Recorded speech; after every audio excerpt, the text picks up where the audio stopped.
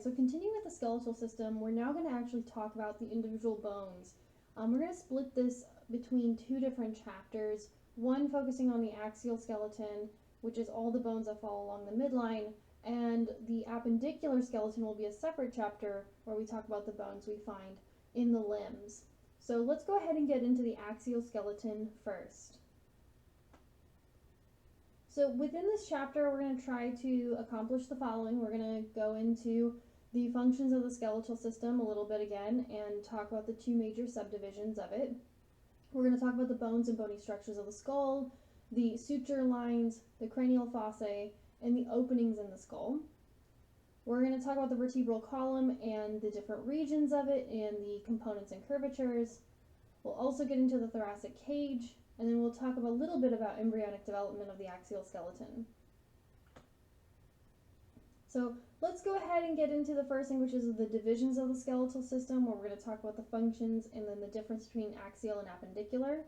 And then we're going to define axial and appendicular and their components, but we're only going to get into axial within this chapter. So as we mentioned before, the adult skeleton has 206 bones, and we can split the skeletal system into two main divisions, the axial skeleton and the appendicular skeleton. And really what this comes down to is whether or not the bones are part of the midline. So the axial skeleton is going to involve all the bones that are part of that midline. There's about 80 bones that make that up. This is going to be bones that we find in the skull, the vertebral column, and the thoracic cage. The appendicular skeleton has 126 bones, and this is going to be everything that is associated with the limbs. So the pectoral girdles, which will be part of the shoulders, the upper limbs, the arms, the pelvis, and the lower limbs, or the legs. And so here we see that division again. Everything in this kind of blue-gray is appendicular, which we'll get into in the next chapter. And then everything that's in this kind of more beige color along the midline is the axial skeleton. And those are the ones we're going to get into today. Keep in mind that this slide here has most of the bones listed, but any of the components that have more than one part, like the skull, we don't actually see the individual bones being named. Keep in mind, you will have to know individual bone names as well as many of the features found on certain bones. So to start this one off, we're going to go from the top and make our way down. So we start with the skull. We're going to talk about the bones that make up the brain case and the face. We're going to talk about the suture lines that stitch these bones together, talk about the names of these bones.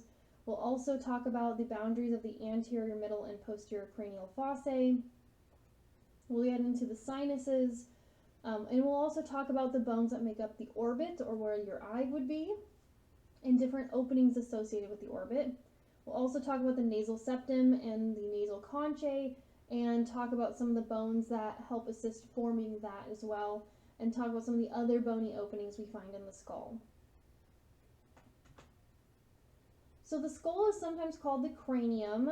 We have two main divisions of the cranium. We have the facial bones. These are the bones that contribute to your facial structure, and we have the brain case, which is sometimes also called the cranial bones.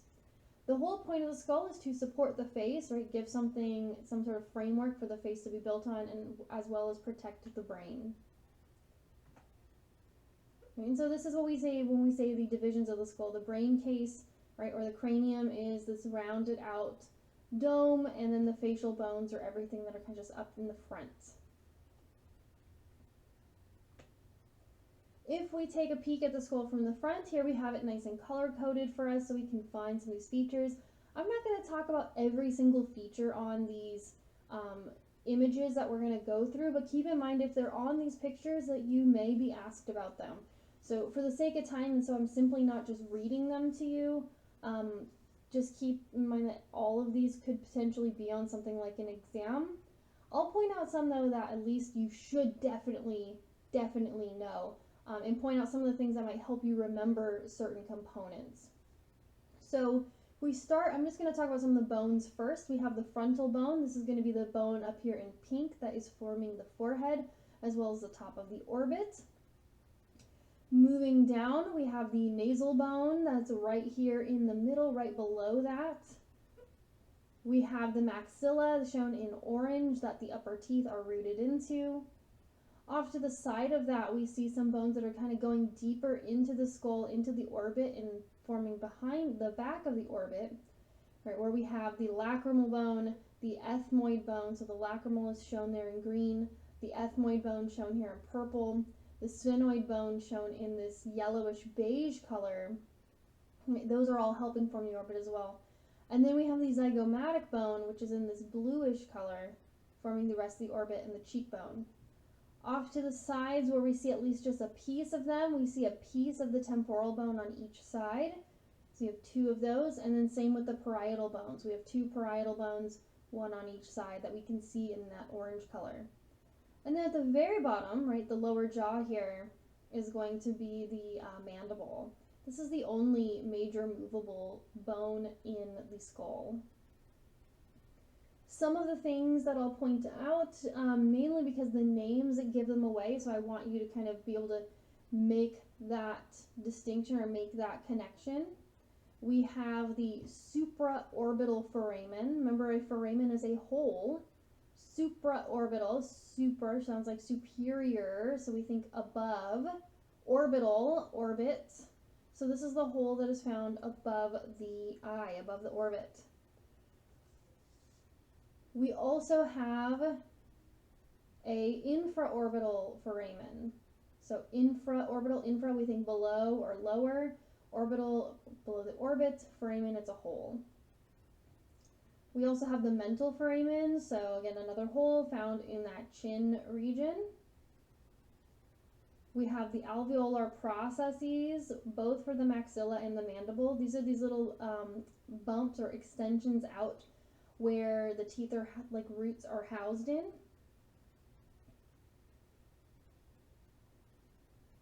And then if we look deep inside the nasal opening, so this is the opening that normally would have cartilage to form the tip of the nose, but since we're just looking at bones, there is no cartilage here. We see the vomer bone deep in there. We also see part of the ethmoid bone that's in there, and some of the nasal concha that are also part of that ethmoid bone. Right, those are going to be helping form that nasal cavity. So a lot of moving parts, but it's not crazy. It's not impossible to memorize them all. If we take a peek at the skull from the side, now we can see some bones in a better view and some that we couldn't even see at all before.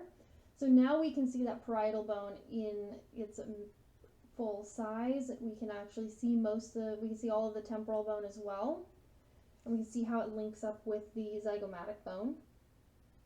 And then now the one that we really couldn't see at all before was the occipital bone forming the back of the skull here, right here in pink. All the other bones in the front are still there, so the nasal bone, the frontal bone, maxilla and mandible, zygomatic, and sphenoid. We see part of the sphenoid. That sphenoid kind of makes the distance from left to right all the way across. It spans the entire distance, connecting both sides. We see the sutures, which are the lines. These are the lines that connect bone to bone here. So in this case, we see a coronal suture, which is following that coronal or that frontal plane. We have the squamous suture because it's along this flat side of the skull. We have the lambdoid suture, which we'll be able to see better in another slide, and so I'll just kind of point it out now and then talk about it more later. We have a couple little processes, so the styloid process and the mastoid process. Remember that extensions like this are usually for the articulation or the attachment of muscles. We have the external acoustic meatus, right, the articular and tubercle and the mandibular fossa. We have the temporal process, right, the zygomatic arch.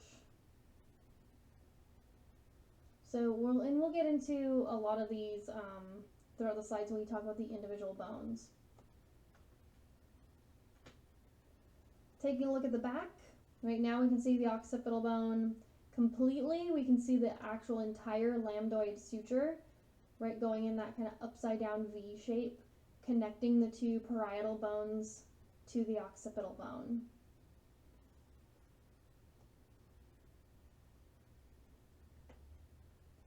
If we take a peek from the bottom, we have a lot more going on here, especially when, not so much with the bones, but with the features. There is one bone that we see here that we could not see before, and that is the palatine bone. You notice it forms part of the palate, right? So the maxilla and the palatine bone together form that hard palate.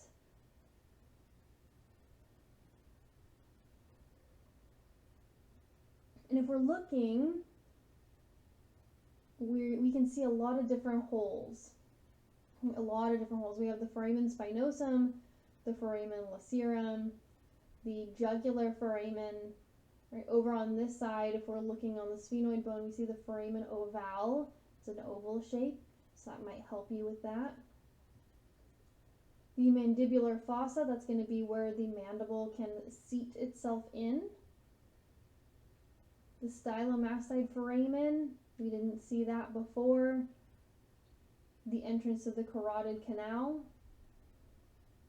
And then this is really the big one. This is where your spinal cord would exit out from the cranium, and that's going to be the foramen magnum, right? So it's the biggest hole, right? Magnum, we think large, foramen hole, so this is the largest hole. We also have the superior nuchal line. We'll talk about that when we get into the ligaments of the spinal column. If we're taking a peek on the inside of the cranium, so we're looking, we've taken the top half off and we're looking in, right, inside at the bottom of the brain case, we see some of those same features, but from the other side. So we see the foramen rotundum that we did not necessarily see before, the foramen ovale, the foramen spinosum, the foramen lacerum, and the foramen magnum. Right, so we're seeing a lot of components we couldn't necessarily see or not see very easily from the previous views. If we take a peek, if we were to go and take a sagittal section and take a peek from the inside, from the side, we see all of the different bones. We see the occipital, the parietal, and the frontal bone forming most of that brain case. We also see the temporal bone. All the bones we're looking at are the ones that would be on this person's left. But the thing that we can see here that we could not see in any of the other views are the sinuses, right? So we have like the frontal sinus, the sphenoid sinus here, that prior we could not actually see because these are openings inside the bone. So without that sagittal section, we can't necessarily see these. We can also see a little sliver of the palatine bone that we could only see in one of the previous views, but most of the way it was not possible to see it.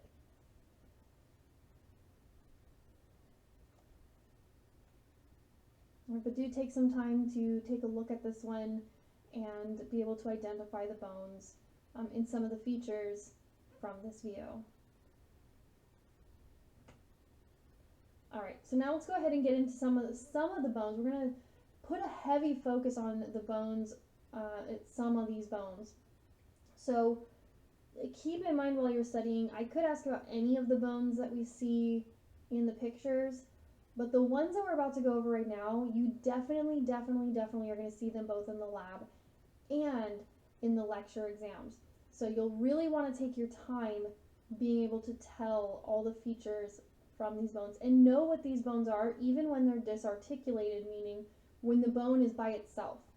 That's an important thing to keep in mind while you study for this, is that the bones you see may not be articulated. They may not be connected to the other bones. So for example, with the temporal bone we're looking at here, it's normally found on the side here. You may not get the whole skull to be able to reference it based on location.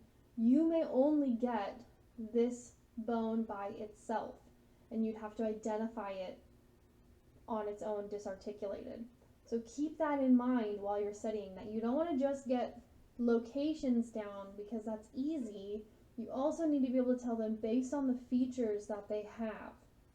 So let's talk about the features. We have and I'm just going to kind of go around.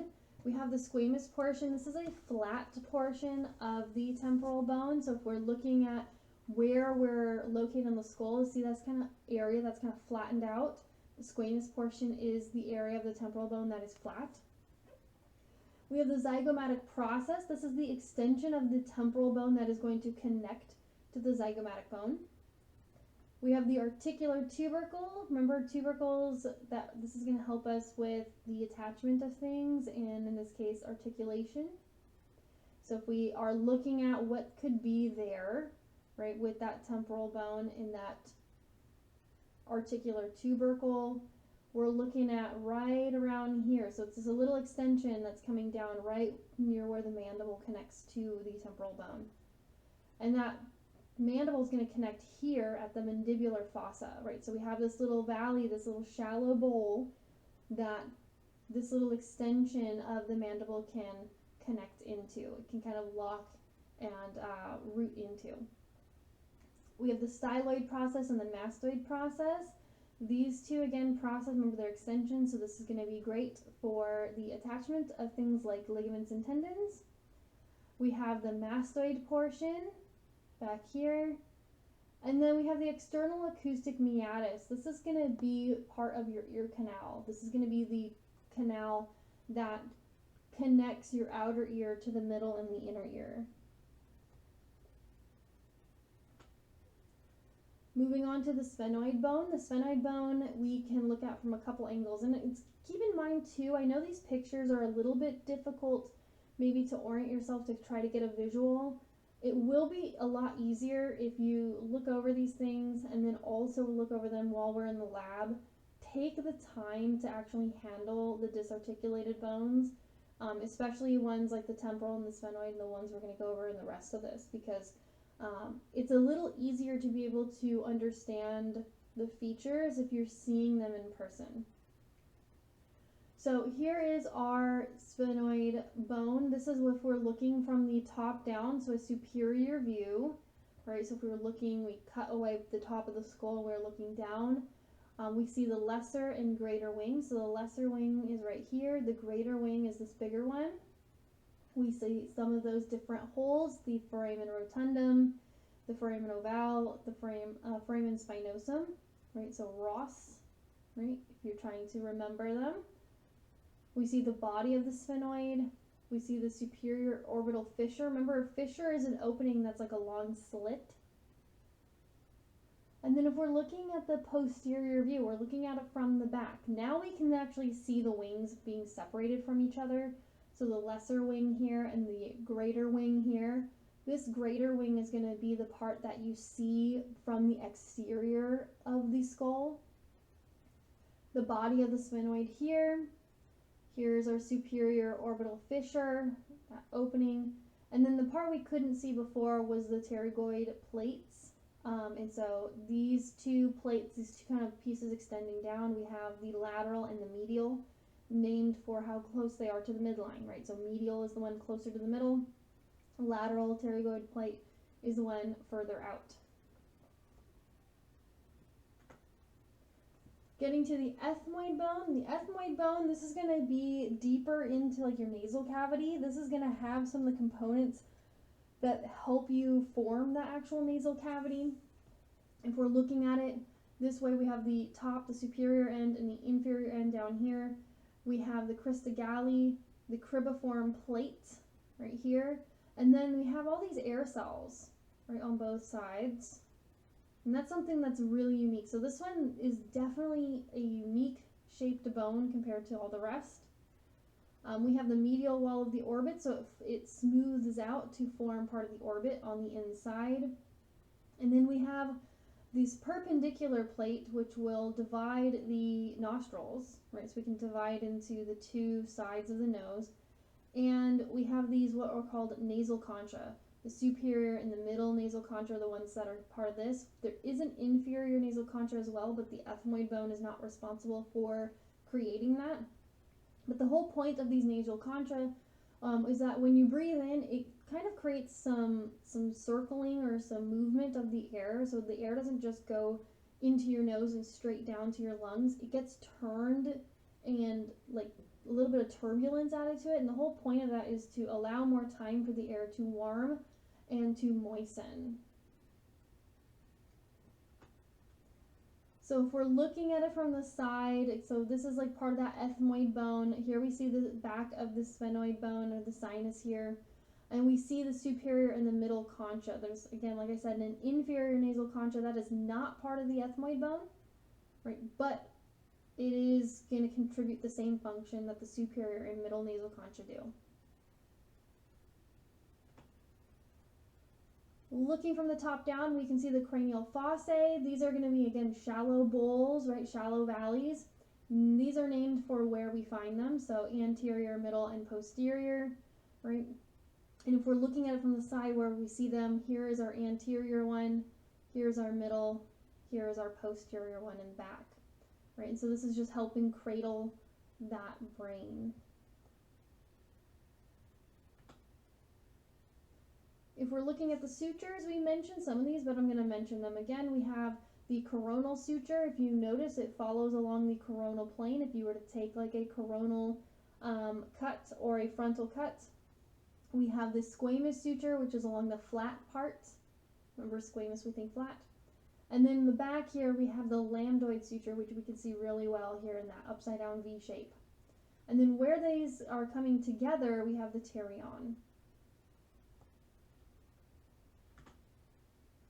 Our next bone that we care about is the maxilla. So this is the upper portion or the middle portion of your face where your upper teeth are rooted.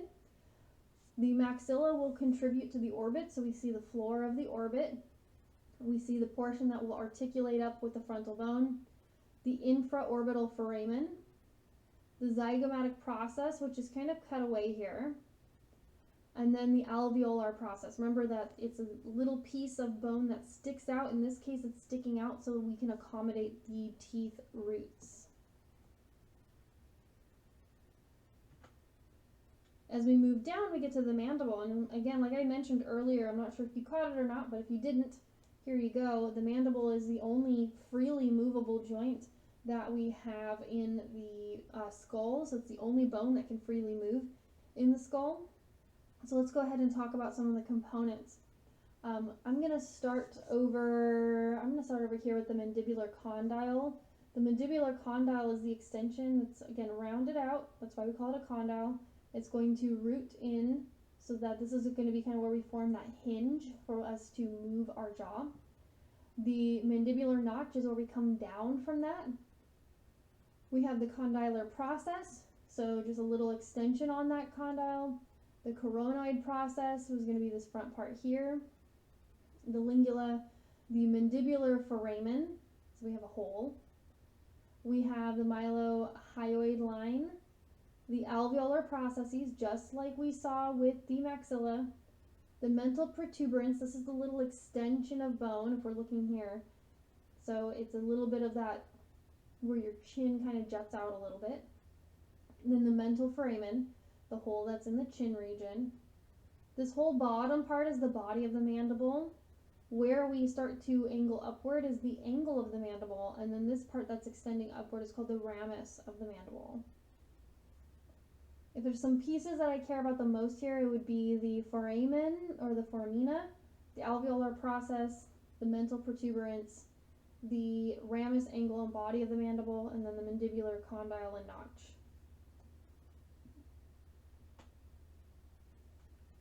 So we've been mentioning bones being part of the orbit, but if you haven't put that list together, let's do it now. There's a lot of bones that are going to contribute. The frontal bone is one of the big ones. It's forming mainly that top section of the orbit. But as we move down and around, we see that the maxilla is going to help form part of the orbit. The lacrimal and the ethmoid bones will help form that. The sphenoid bone and the zygomatic bone. So several bones are going to be all contributing to forming the orbit, forming like housing where your eye is at.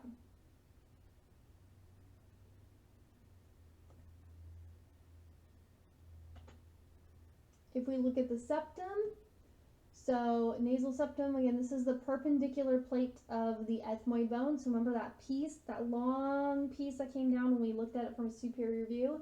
It's actually a long, flat, skinny piece that is going to create the septum of your nose to divide the nostrils. We have this here in blue is the septal cartilage. So we haven't seen this yet because we're talking about the bones, and so we would normally look at a skull. This is not there. This is what forms the tip of your nose, though, is this cartilage. We see the vomer bone. This is one we could kind of see in some of the slides before, but not very well. Now we can actually see it kind of helping form part of that nasal septum.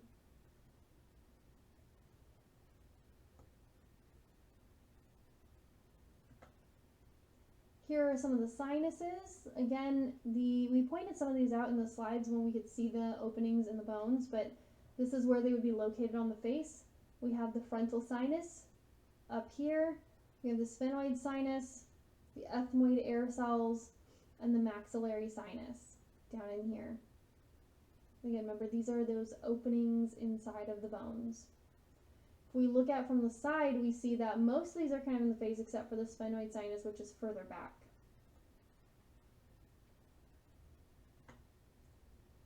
We also are going to look at the hyoid bone. This is one I haven't mentioned yet because it's not necessarily or not obviously part of the skull. This is actually the only bone that does not articulate with any other bone, meaning the hyoid bone is not connected to any other bones by any means. It is connected to connective tissue and muscles, but not necessarily bone. And so if we're looking at it, it's right here kind of in the like the top area of your throat, just kind of underneath your chin. There's a couple components. We have the body, which is the large part here, and then we have the greater and the lesser horns. The lesser horn is this little extension up. The greater horn is this much bigger extension.